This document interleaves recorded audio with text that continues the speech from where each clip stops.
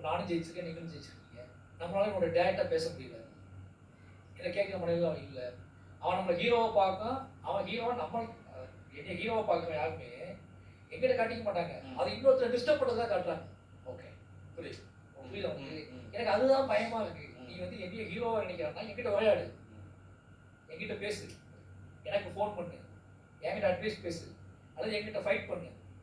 நீ என்ன பண்றன்னா ஏன் மாறி என்ன ஹீரோ அப்படின்னு சொல்லி வேற ஒருத்தரோட வேற ஒருத்தர் போய் நீ என் போட்டோவை வச்சோ வேற ஒருத்தர் போய் அவன் டிஸ்டர்ப் பண்றது இல்லை. பாரு நான் எப்படி ஜெயிச்சிட்டோம் பாடா, நான் என்ன பண்ணிட்டோம் பாருடா அப்படின்னு காட்டுறது இருக்குல்ல. அதுக்கு என்னையா பயன்படுத்துறேன்?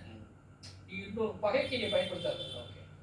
ஒன்னிய தெளிவு பண்ணிக்கிறதுக்கு இல்லை ஒன்னிய சரி பண்ணிக்கிறதுக்கு ஏதோ வகையில் நான் பயன்படுவேன்னா அதை பயன்படுத்திக்குவோம். அதை விட்டுட்டு நீ கடைசி நாங்க தான் இப்போ இந்த இப்போ நான் ஜெயிச்சிட்டேன்னு சொல்றது இல்லையா, அது என்னுடைய தன்னம்பிக்கையை காமிக்கிறதுக்கான ஒன்றா இருக்காது. அது ஏன் பகைந்து மாறுதுன்னு பார்க்குறீங்க? இல்ல சரி, இது எல்லா இடங்களிலுமே நீ என்னவா தலைமுறைகளா என்னவா அடையாளப்படுத்தின்னு ஒன்று இருக்குல்ல. நீங்க ஒருத்தர் நீ தன்னம்பிக்கை வச்சிருக்கீங்க அப்படின்னா உன்னோட ஆட்டிடியூட் மாறணும்ல.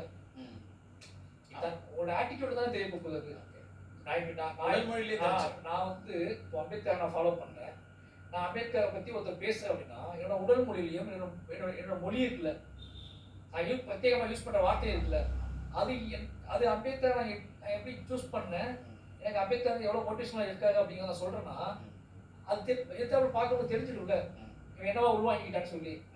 நான் அவன் போட்டோ வச்சுக்கிட்டு நான் வேற ஒன்று பேசிட்டு வச்சுக்கோங்க, அப்போ அவனுக்கு தெரிஞ்சிடும்ல. அப்போ அதுதான் சொல்றேன்.